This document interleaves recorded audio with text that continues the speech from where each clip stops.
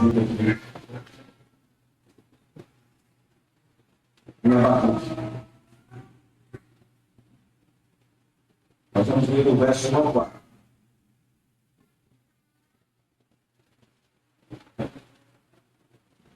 Esse sermão tem por título o silêncio de Deus. Deus está calado. Aqui, né? Ele está calado. Mas não deixou de ser Deus soberano. Deus supremo. Vamos ao texto, meu irmão.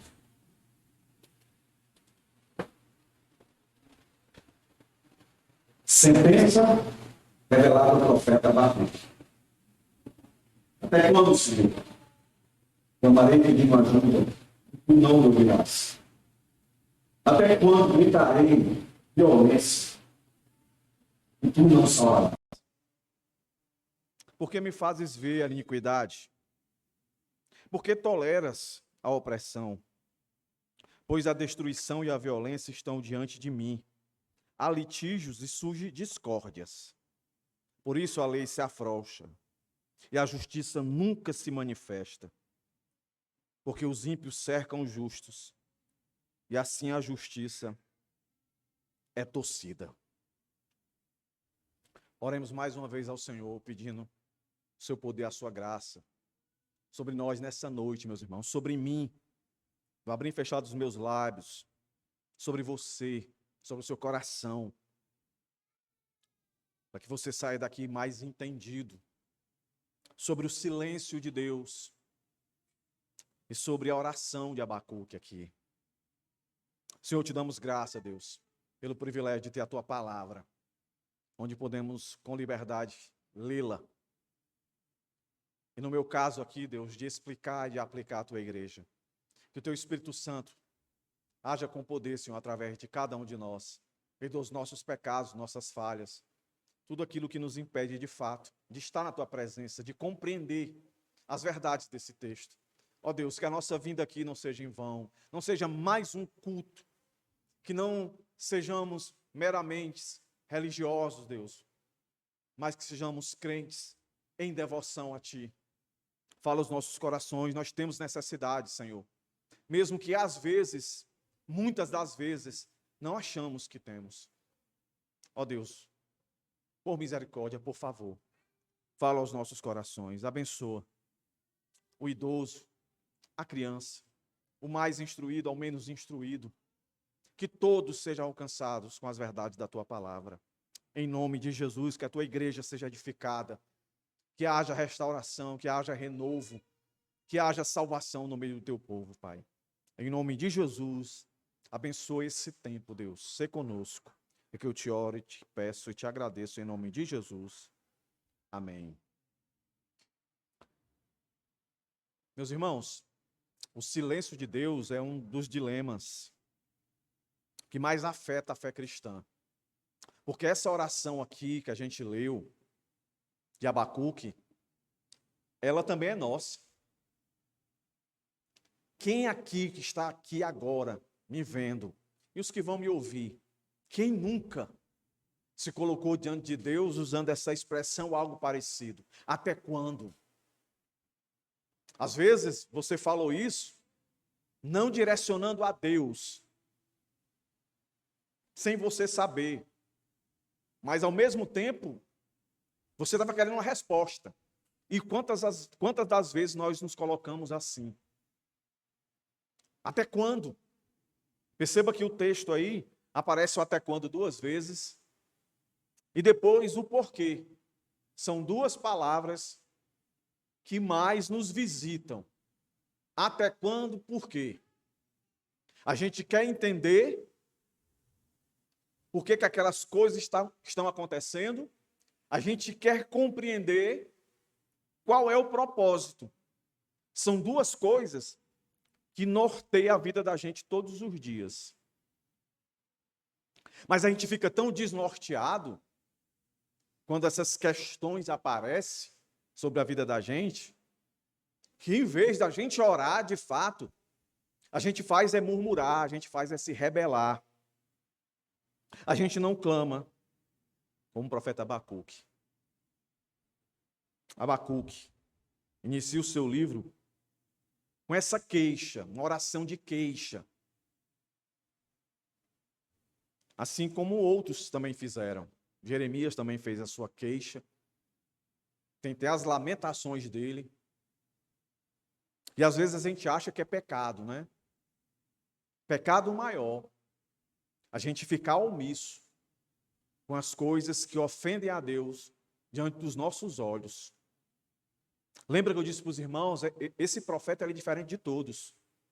Que normalmente quando se fala em profeta, é o profeta que é levantado por Deus para falar para o povo. E muitas das vezes esse profeta, no meio do oráculo de falar de Deus para o povo, ele acaba também falando do povo para Deus, intercedendo pelo povo. Essa profecia desse Abacuque aqui, que a Bíblia, Deus não fez questão de dar detalhes quem é esse cara, quem foi Abacuque, não é?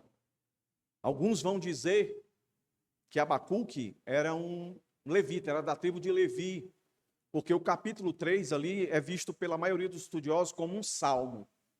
E normalmente as composições dos salmos eram dos levitas. Existe um livro apócrifo, né, que vai dizer que ele era um dos que estavam ali no período de Daniel.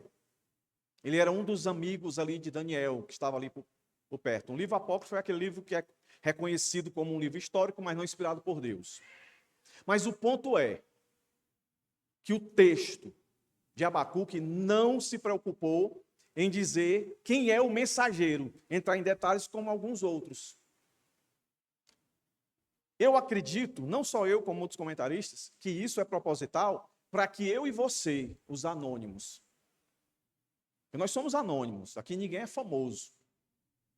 Nós somos crentes comuns, crentes ordinários e não extraordinários, para que a gente se coloque na posição de que Abacuque, logo de início aqui, seja uma relevância real e de propósito para eu e você aqui nessa noite.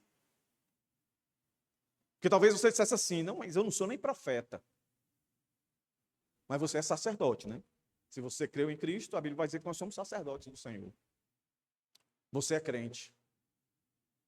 Então você tem que se colocar aqui, sem nenhum pudor. E aqui, nesse grito de confronto, mostra, por incrível que pareça, um coração piedoso, que não está pensando só em si, está pensando no bem comum. E por implicações, que o nome do Senhor não seja envergonhado. Como é que eu divido esse texto aí, meus irmãos? Questionamento do profeta, verso 1 e 2, e o diagnóstico do profeta. Então vamos aqui.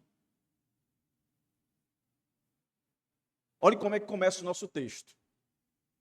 Sentença. Sentença, o que é que essa palavra quer dizer?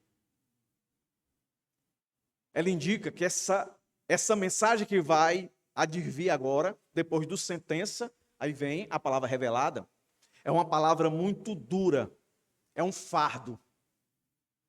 Por isso que o profeta se encontra em angústia. Ele não se encontra em angústia por algo particular dele, mas por ele olhar o meio de onde ele está, e ele vê tudo aquilo, e aquilo para ele é um fardo. Ele não consegue ter paz, ele não consegue ter tranquilidade quando ele olha para a situação da qual, nessa palavra, sentença, ele vai resumir um grande fardo. É algo que foi dado a ele. Mesmo que Deus, para ele, parecesse estar em silêncio também entenda, de costas para o mundo, não está vendo. Deus estava vendo, e a prova de que Deus estava vendo é porque Deus revela essa percepção. Deus tira, né, dos olhos de Abacuque a trava, para que ele, diferente da maioria, enxergasse como estava de fato o mundo da sua época. Meus irmãos, isso tem muito relação com os nossos dias de hoje. Quando a gente entra nas redes sociais e vai ver as pregações dessas mega igrejas, dessas igrejas com nome cada vez mais esquisito, eles passam a ideia que o mundo está uma maravilha, que o Senhor está salvando vidas, sabe assim, a rodo, e que está tudo maravilha. É um prazer, a forma como eles falam, eles não encontram nem palavras para dizer. E muitos cristãos passam a acreditar nisso. Não sente um peso, não sente uma sentença, não sente uma angústia, não sente, não se vê perplexo com tudo que está acontecendo. Lembra que eu disse em outro tempo aqui, meus irmãos, pecado é pecado e sempre vai ofender a Deus. Nós nunca, como cristãos, nunca devemos nos acostumar com o pecado. E também, na época quando eu disse isso, eu também não estava querendo dizer que a gente tinha que agredir as pessoas que praticam pecado. Não, confrontá-las. Mostrar o fardo pesado. Esse é o ponto. O Senhor revela, sentença revelada ao profeta Abacuque. É o que ele vai revelar agora, é o que ele vai dizer agora. E olha como é interessante, se Deus não fosse todo gracioso, todo misericordioso, meus irmãos, não teria ninguém vivo na face da terra. Porque ele só vê isso que ele vai dizer agora para Deus, ou melhor dizendo, ele só questiona a Deus por aquilo que Deus o fez ver, que está no verso 3 em diante. Ele não viu isso à toa, não por conta própria. Deus revelou isso a ele. E registrou aqui para nós. Que Deus quer que, da mesma maneira que Abacuque não se acostumou com aquele mundo, nós também não. E que revelação é essa? Que é para nós aqui um questionamento. Começa no verso 2, ó. Aqui está nessa expressão, é o questionamento, ó. Até quando, Senhor? Até quando? Ele clama a Deus. Até quando? E a ideia é que eu vou clamar e vai parecer que Deus não ajuda. Olha o que ele diz. Até quando, Senhor? Clamarei pedindo ajuda. E tu não vai me ouvir. Até quando? Até quando? Perceba, o incômodo dele, a gente vai perceber isso no verso 3 e 4, não é um incômodo particular dele. Não é a falta de emprego dele, ou a falta de promoção dele, ou porque ele é solteiro e não casa, ou porque ele tem uma empresa e não consegue abrir outra. Não é porque ele está só e não tem namorado, namorada. Não é porque ele queria comprar aquilo e não conseguiu comprar. Não é nada particular dele. O incômodo que ele sente é por ele ver a depravação que o mundo estava. Aí por isso ele vai a Deus e diz, Senhor, até quando? Certamente, Abacuque, ele já tinha ouvido muitas coisas acerca de Deus. Que Deus, como nós temos aprendido aqui nos devocionais sobre o Deus da providência, que é o que ele está pedindo aqui, Senhor, tome providência. E aí, usando aqui o jargão do nosso devocional, é como se ele estivesse dizendo o que Josué disse para o Senhor. É o teu nome que está em jogo. É a tua honra que está em jogo. Até quando tu não vai me ouvir? Eu vou clamar. Clamar é a ideia de insistência, irmãos. Não é que ele orou a primeira vez e Deus já se manifestou.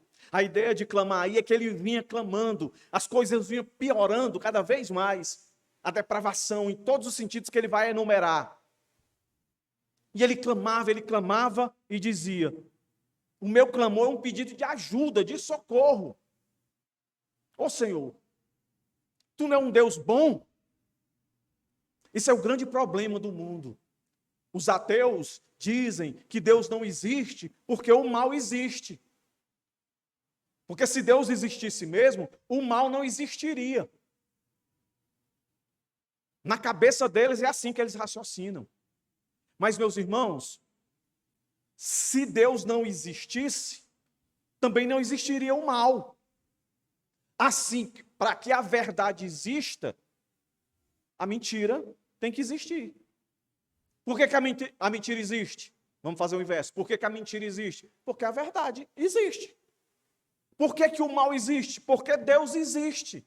Porque mal, meus irmãos, nada mais é mal com L ou mal com U, não é? Mal de circunstâncias e mal de moralidade de caráter. Só existe porque existe um padrão de moralidade, de caráter perfeito, de ações perfeitas. E onde é que se encontra isso? Onde é que se encontra isso? Em Deus. Então aqui já derruba esse argumento. Dizer, não, Deus não existe, porque se existisse ele faria isso. Ele ajudava, não deixava o mal. E outros vão dizer assim, Deus é amor. Como é que pode um Deus todo amoroso, um Deus todo poderoso, deixar que o mal aconteça?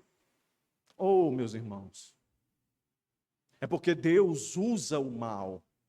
Deus não cria o mal. Deus cria pessoas que praticam o mal, quebram os seus mandamentos. Se todo mundo conseguisse obedecer a Deus em tudo que Ele diz, meus irmãos, não existiria maldade. Não é não? Se todo mundo cumprisse os 10 mandamentos, cumprisse todos eles, não existiria o mal.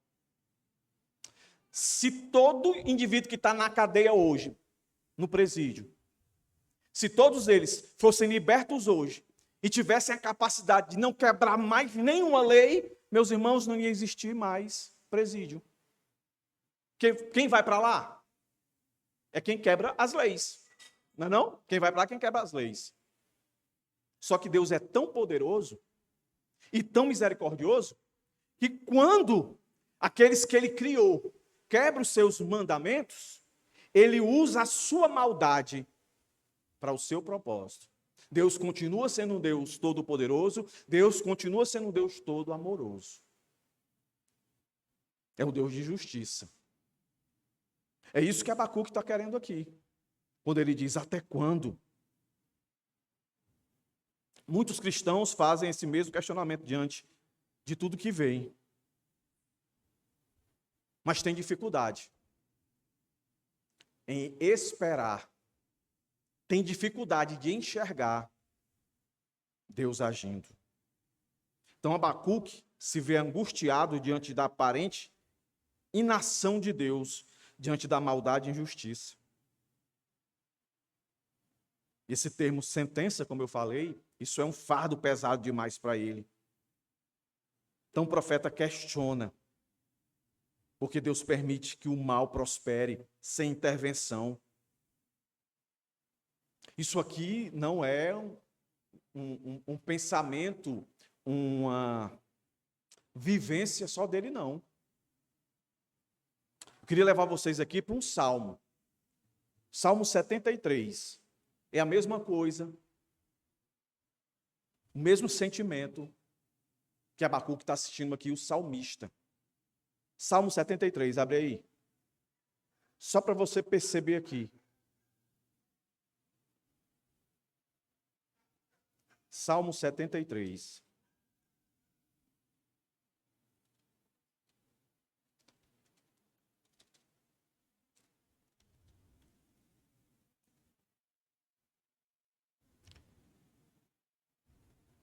Eu vou ler só alguns versos, não vou ler todo não, tá? Só para embasar aqui esse conflito, que ele é real, ele sempre existiu. O salmista vai começar dizendo o seguinte, ó, verso 1. De fato, olha o que é que ele diz aqui, ó. De fato, Deus é bom para com Israel, para com os de coração limpo. Salmo 7,3, tá, irmão? 7,3, 73. Quanto a mim, porém, quase me resvalaram os pés, quase me desviei. Pouco faltou para que se desviasse os meus passos. Olha o que é que ele estava vendo, o salmista. Olha o que é que ele estava vendo.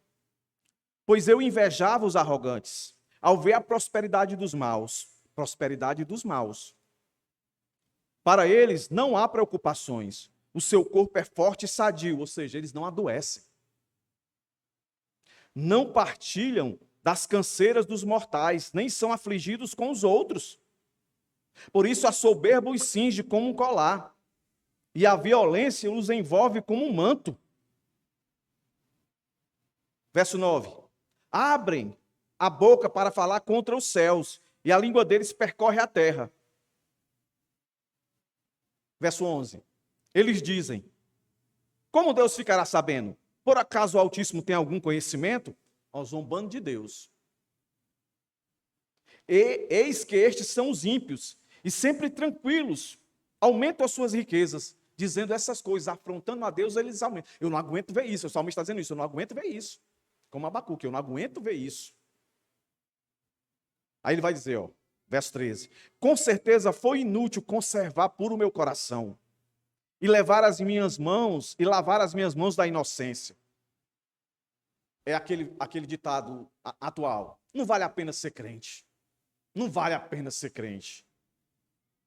Pois o dia inteiro sou afligido, e cada manhã sou castigado. Se eu tivesse pensado em falar tais palavras, já teria traído a geração dos teus filhos, ó Deus. Muda tudo quando o Deus que estava em silêncio se manifesta. Verso 17. Até que entrei no santuário de Deus e descobri qual seria o fim deles. Depois você lê em casa. A ideia aí é que ele chegou e Deus disse: tu não sabe de nada. Isso que para ti parece bênção, na verdade, é a desgraça deles.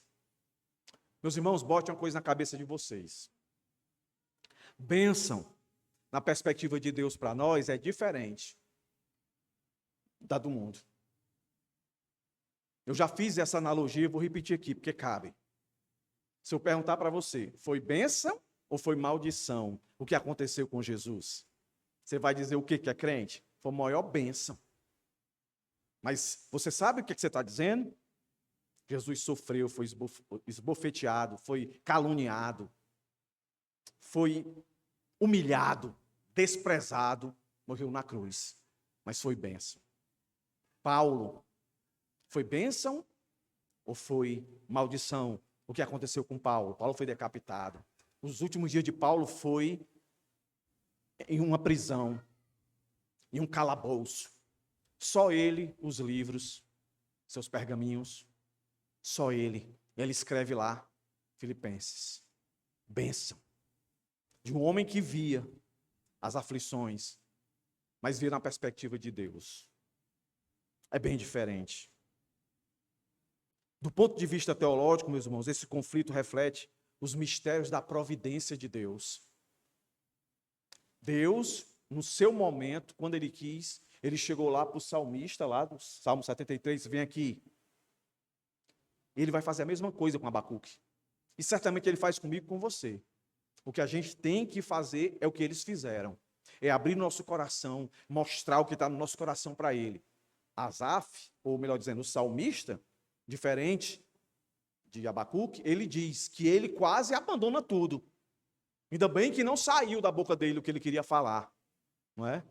Mas o ponto de conexão entre os dois é, os dois tiveram a revelação de ver que o mundo é injusto.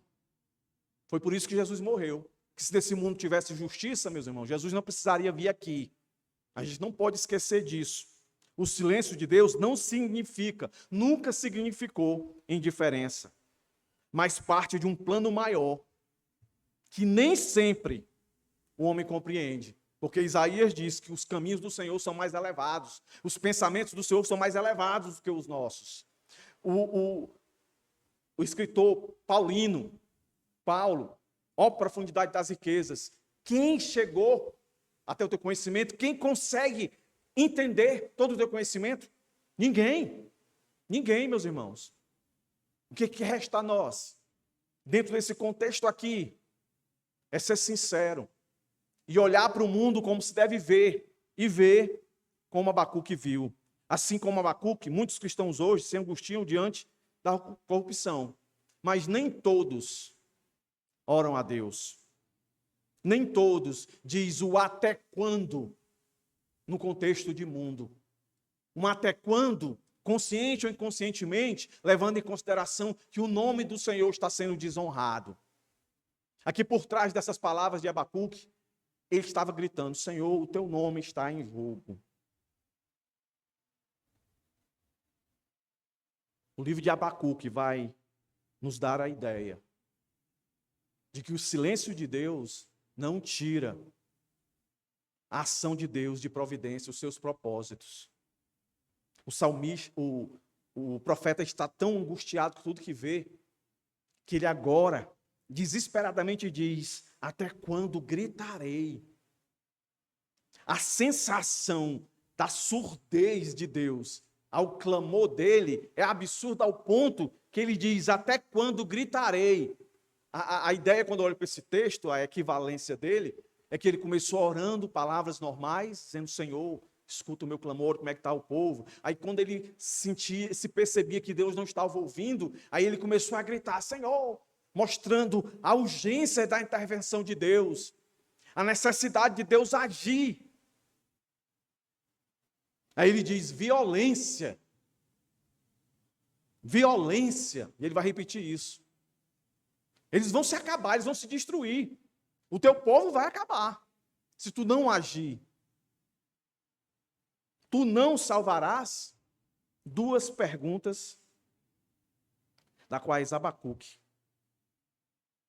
mostra toda a sua crise no seu tempo, no seu momento. A oração dele não é pedir justiça, literalmente. A oração dele não é pedir livramento para ele. A oração dele é que ele sinta de fato Deus agindo naquilo. É como se ele estivesse se sentindo só. Até quando? Até quando? São dilemas reais, meus irmãos, que nós enfrentamos e às vezes não sabemos dar nome. Às vezes não queremos acreditar que nós não estamos confiando no Senhor. Ou de que, aí a pior hipótese, de que Ele não é soberano. Que de fato as coisas acontecem e pega Ele de surpresa. Não é, a gente tem aprendido aqui, Deus sempre está no controle de tudo. Aconteceu agora um terremoto, né? Vários países aí foram atingidos. Muitas pessoas morrendo, muitas pessoas agora com as suas esperanças frustradas, um futuro incerto. É ruim o que aconteceu? É. Meus irmãos, acredite, é uma forma de Deus julgar o mundo. Certas atrocidades nada mais são do que a manifestação de um Deus que parece que está em silêncio, de um Deus que parece que está inerte. Parece, mas não está. O exemplo de Abacuque nos ensina que levar nossas inquietações a Deus é legítimo. Oração sincera, persistente, é o caminho para encontrar respostas e renovar a confiança no Senhor. Deus não rejeita nossas perguntas, mas nos convida a uma fé mais profunda. Nunca esqueça disso, tá, irmão? Não tem problema nenhum você confrontar a Deus. Nós vimos Salmo 73, estamos vendo Abacuque. Se você ler Jeremias, se você ler Isaías, tem Davi. Nós não devemos afrontar a Deus. Mas confrontar, podemos. Deus sabe das nossas limitações. Deus sabe o quanto nós somos fracos. Deus sabe que com pouca coisa, a nossa estabilidade vai por água abaixo. Por água abaixo. Nesse terremoto, né, um edifício grande, em construção. Já havia vários anos ali trabalhando, e ainda tinha mais alguns anos para terminar. Mas em fração de segundos, ele veio abaixo. Acabou. Acabou, meus irmãos. Que Deus tenha misericórdia de nós, meus irmãos. Aí o profeta, nos versos 3 e 4, o seu diagnóstico comprova o porquê da aflição dele tão desesperada para Deus agir. Por que ele falou até quando? Até quando? Porque ele falou até quando me ajuda, clamando. Por que ele falou até quando, gritando violência. O desespero dele era por aquilo que a sentença revelada a ele fez ele enxergar. E quando ele enxergou, a alma dele foi espremida, angustiada. E ele não teve outra coisa a fazer senão correr para Deus e clamar e gritar como ele fez. Olha aqui, meus irmãos. Abacuque vai descrever, e o verso 3 e o verso 4, meus irmãos, é uma realidade no mundo hoje. O mundo não mudou. Essas mesmas coisas agora que ele vai elencar, que ele pergunta por quê, são as mesmas coisas que têm atingido o mundo inteiro. E nós brasileiros, nós não podemos dizer que não está acontecendo o que ele vai dizer aqui, porque está acontecendo. Nós, à semelhança de Abacuque, devemos ter esse diagnóstico. Se essa palavra aqui for uma revelação, uma sentença de Deus para Abacuque, hoje essa palavra que eu vos falo aqui, e começarei a detalhar agora no verso 3 e 4, é uma sentença, é um fardo que eu e você temos que enxergar. O diagnóstico tem que ser, é exatamente isso que está acontecendo. Isso o quê? Olha aí para o texto. Por que me fazes ver iniquidade? Você não está vendo iniquidade não nesse mundo? Você brasileiro, você cearense, você não está vendo iniquidade nesse mundo não? Você não consegue ver, você não consegue dar esse diagnóstico, iniquidade? Porque toleras a opressão? Você não tem visto opressão aqui não? Nesse mundo, no nosso país, no nosso estado? Pois a destruição e a violência estão diante de mim. Não está não diante de você? Você abre o telejornal aí, está aí. Violência, destruição, de todos os tipos. Ele vai mais. Há litígios e surgem discórdia. Está vendo isso não? Antes mesmo de eu vir para cá, uma manchete de um jornal aí, de um indivíduo, foi assassinado, um advogado. E foram investigar, descobriu que foi a própria família, os irmãos, por causa de uma herança. Muitas terras, no valor de 100 milhões de reais. Aí estavam brigando, matou. Está acontecendo, irmãos. Está aí. Ele diz que, por causa dessas coisas, iniquidade, opressão, destruição, violência, litígios, discórdias, ele diz, por isso a lei se afrouxa. E a justiça nunca se manifesta. Porque os ímpios cercam os justos. E assim a justiça é torcida. O que é que ele está dizendo? Torcida. O justo sofre a injustiça. O injusto recebe a justiça. Está errado? Está errado. Era isso que ele estava vendo. Aí quando eu leio esse texto e eu olho para as igrejas hoje, as que dizem ser igrejas, parece que nada está acontecendo. E o tempo passa e eu discuto coisas de 20 anos atrás, que pessoas diziam que o Ceará ia ser do Senhor, Fortaleza ia ser do Senhor, o Brasil vai ser do Senhor, como se as coisas estivessem melhorando. Ora, aqui está uma distância de 2.400, 500 anos de nós. Se já estava ruim nessa época, você acha que de lá para cá melhorou? Não. Por que esse texto está aqui para nós, para a gente lembrar? Não vai melhorar, vai piorar. A degradação vai piorar. Por quê? Porque a Bíblia diz isso, Apocalipse diz, quando o cálice da ira encher, ele vai vir. Quando aparecer aquele dizendo que é Deus e sentar na cadeira, dizer que é Deus e fazer prodígios de mentiras, o Senhor vai vir. Até lá, qual é o papel da igreja? Qual é o papel da igreja? As pessoas confundem. Não a igreja triunfante, pastor. Mas que igreja você está falando? Qual é a igreja que você está falando?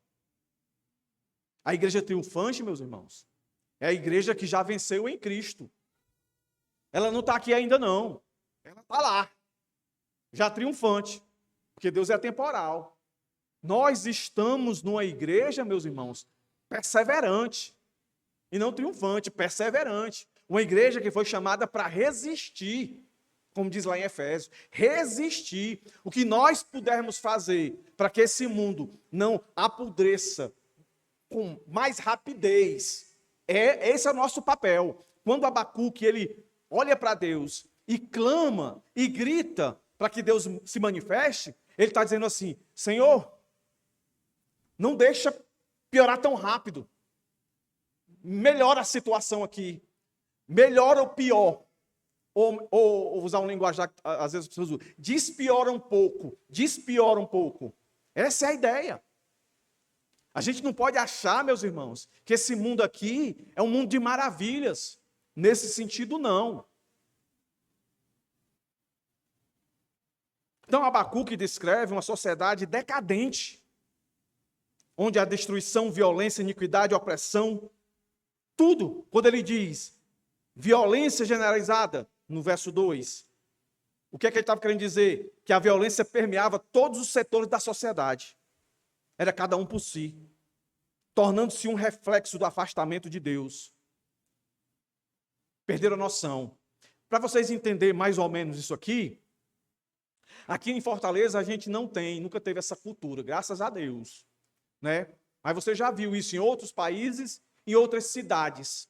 Por exemplo, quando aconteceu aquela chuvarada doida lá no Rio Grande do Sul, logo que a chuva deu uma amenizada, o que foi que aconteceu? Saques.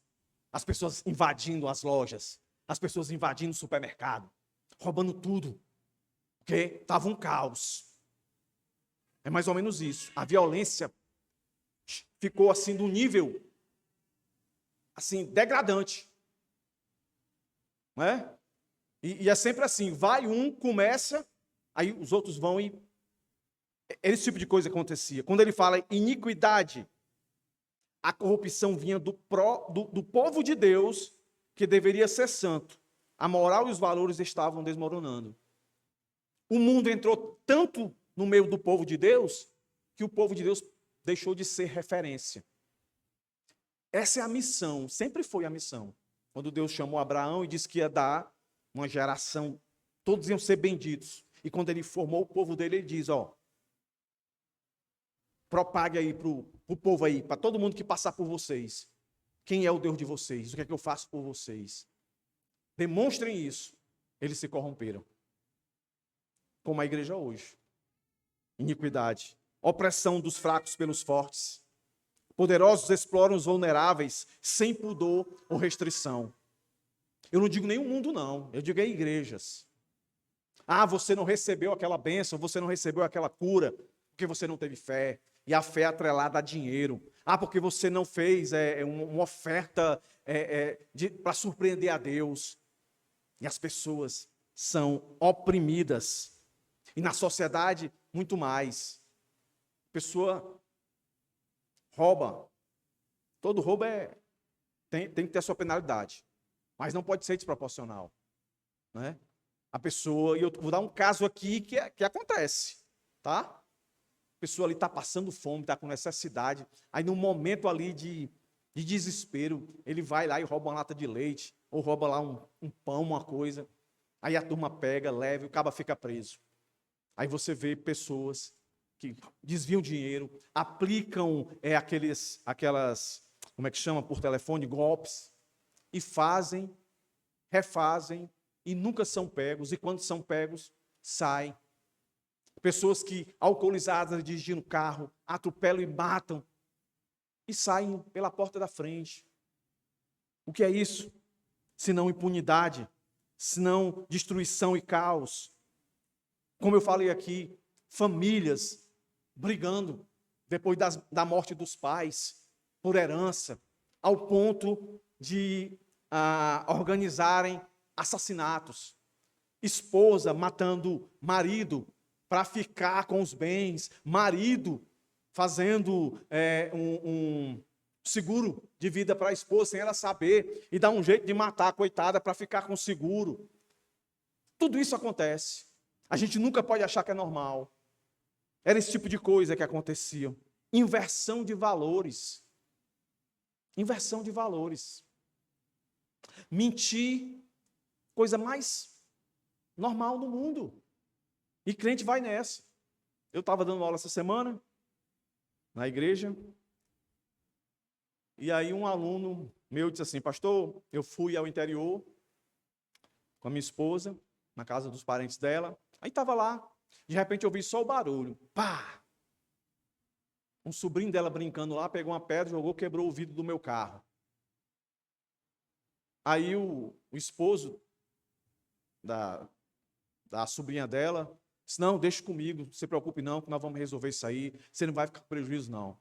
Aí, tudo bem.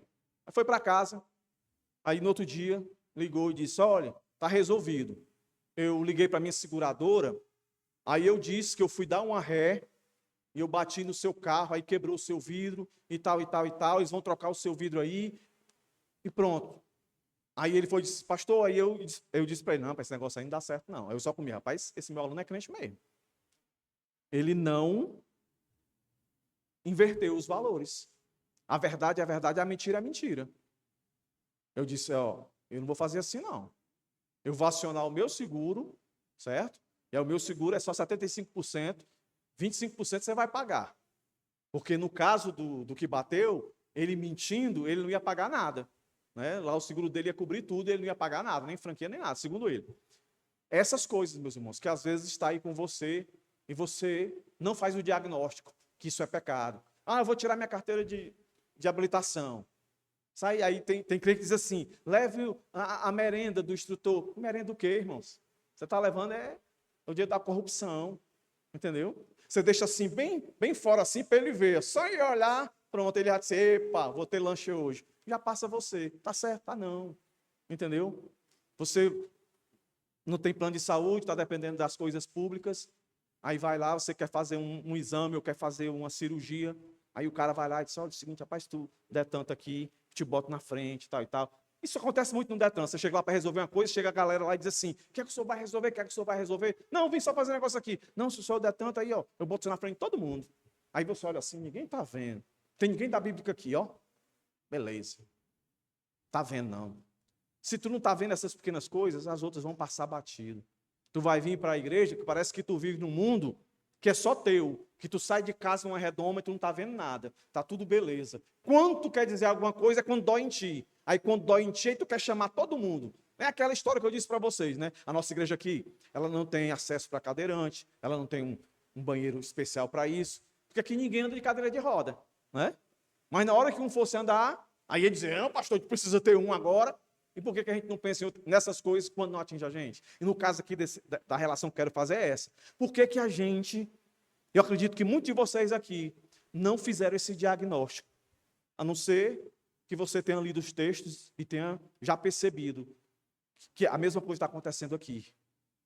Justiça pervertida, inversão de valores, judiciário corrompido, os tribunais favoreciam, por isso que ele diz aqui: porque os ímpios cercam os justos e a justiça é torcida.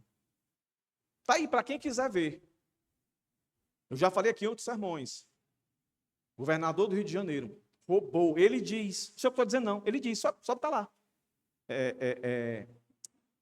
Confissão do ex-governador do Rio de Janeiro. Só colocar lá, está lá. Para todo mundo ver ele confessando quanto roubou, quanto desviou. Está livre o homem hoje. Está livre. Aquele pessoal da Lava Jato, que foram presos com mala de dinheiro e tal, aquela coisa todinha. Tudo fizeram delação e disseram assim, assim, assado. Tudo gravadinho, tudo direitinho. Todos soltos. Não tem mais nenhum processo. Tudo beleza. Tudo beleza. Aqui eu não estou querendo falar de politicagem aqui não, irmãos. É realidade. Está lá. Olhe lá. as leis que eles infringiram e olha o que é que está acontecendo. Todos soltos.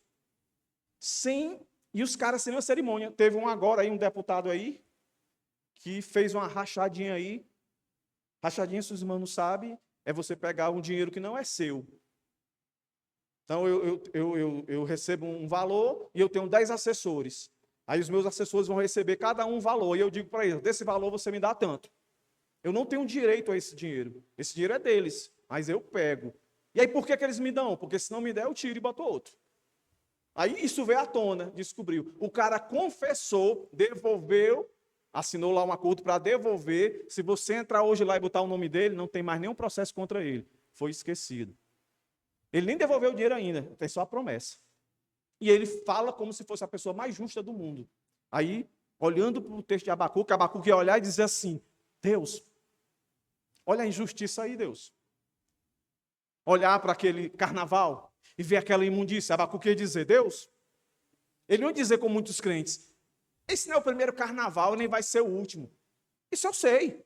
Mas você sente a indignação que cada dia que passa é mais uma afronta? Teve um tempo aí que as pessoas ficaram assim, quando alguém simulou lá, em um desfile lá, não sei qual foi, o diabo vencendo Jesus. Aí tem gente que se apega a essas coisas. É um todo.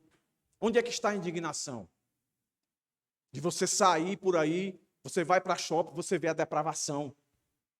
Você vê crianças já praticando o homossexualismo. Crianças, meus irmãos. Que diz assim, onde é que estão os pais dessas crianças? Aí quando você olha, é um barbudão de shortinho rosa com a bolsinha. Onde é que está aí? Aí ninguém fica indignado com isso. Abacuque ia olhar e dizer, Deus, e aí, Deus? O que eu faço? Esse retrato aí, meus irmãos, se repete ao longo da história e se aplica aos dias de hoje. Assim como na época do profeta, vivemos tempos de crise moral e inversão de valores. Mas não se esqueça, Deus está ciente de tudo e agirá no tempo certo. Seu silêncio não é ausência, mas parte de um plano maior. O diagnóstico de Abacuque sobre a sociedade do seu tempo apresenta características marcantes e mostra, de fato, o declínio. E por essas observações que a gente faz aqui, meus irmãos, nós temos aí uma facilidade a mais do que o profeta, de pegar isso e olhar para o nosso mundo. Isso que? Olha a violência, olha a corrupção, olha a opressão dos fracos, olha a impunidade, olha a corrupção judicial, a inversão de valores. Isso está existindo ou não nos nossos tempos? Você consegue ver, você consegue dar esse diagnóstico? Este cenário reflete o efeito do pecado. Que Paulo bem disse isso em Romanos. Abre aí. Romanos, capítulo 3.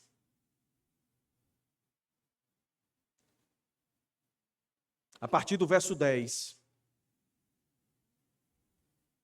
Paulo traz essa revelação.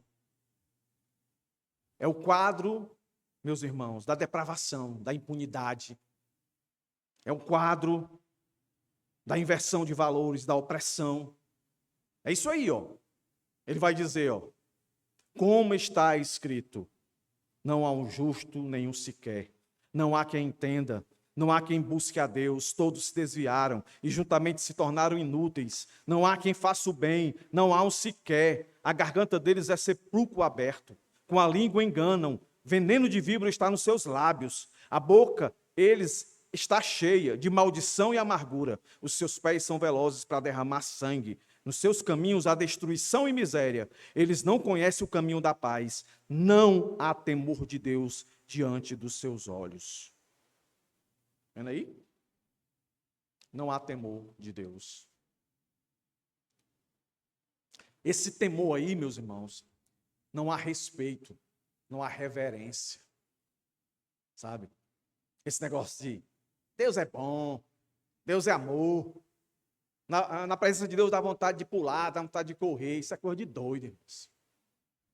A gente não faz isso, tem filhos que nem não olhavam nem no olho do pai, tamanho respeito e reverência com o pai. Na minha época, se um pai estivesse assistindo televisão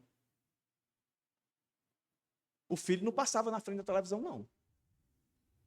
Ele arrodeava, se não tivesse chamava de beco do lado, ele esperava dar um comercial para poder passar tamanho respeito e reverência.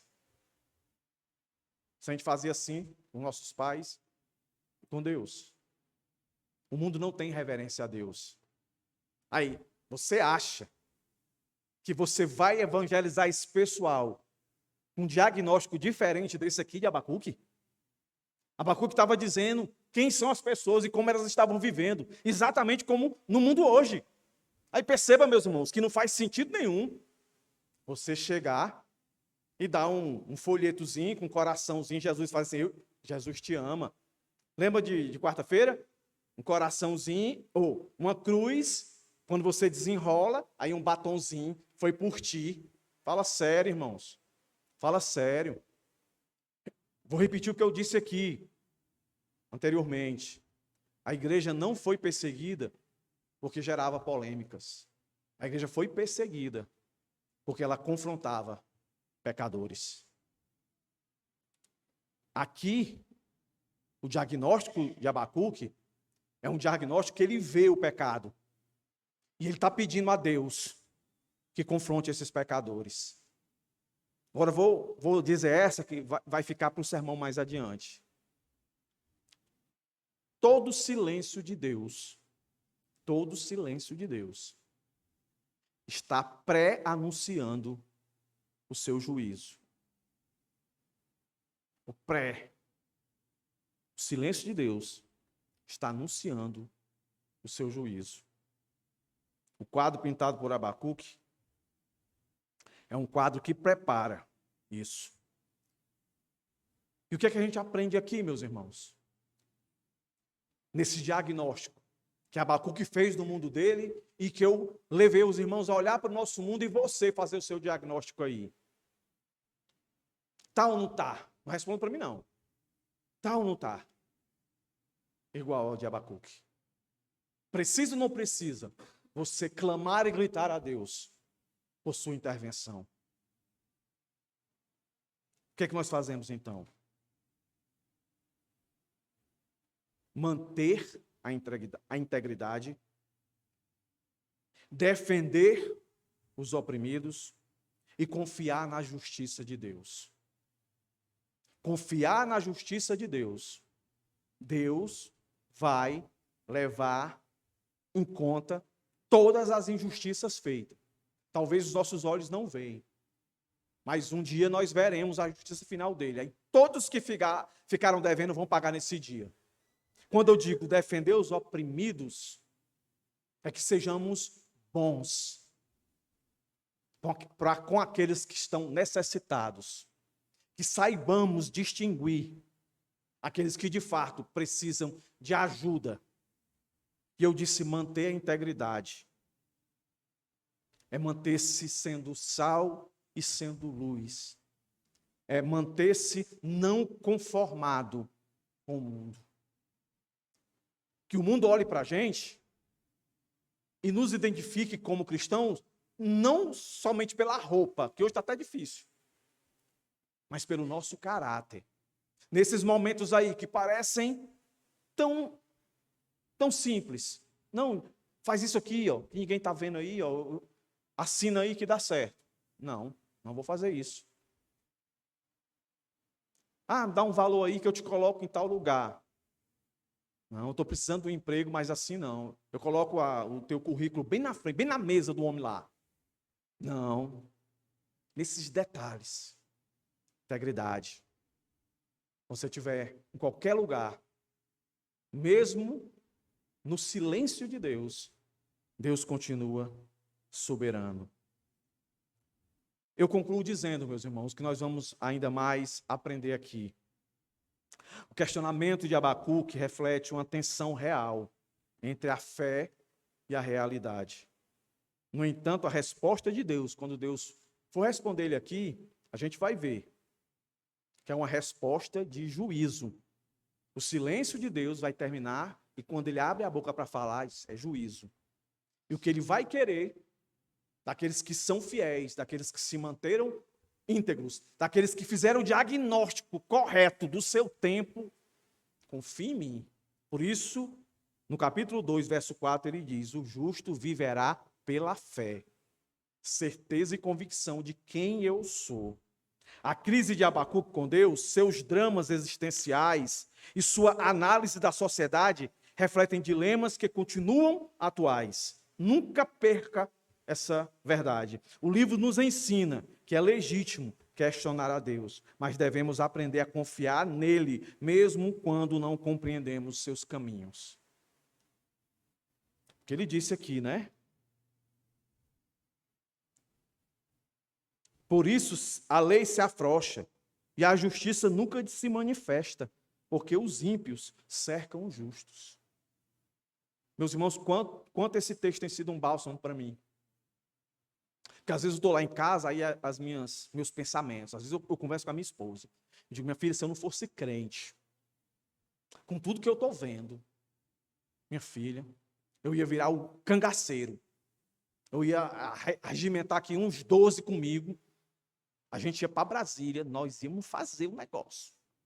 Sabe, aquele senso de fazer justiça com as próprias mãos, que você vê os caras debochando da sua cara, rindo da sua cara, entendeu? Fazendo videozinho, debochando, entendeu? Não caia nessa não, tá? Os aposentados aí de empréstimo. Você vai se ferrar se você entrar num negócio desse daí. Ele está emprestando o seu dinheiro, seu fundo de garantia.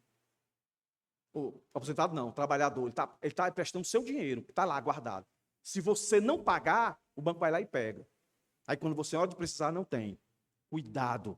Crédito não quer dizer capital, tá, irmãos? Crédito.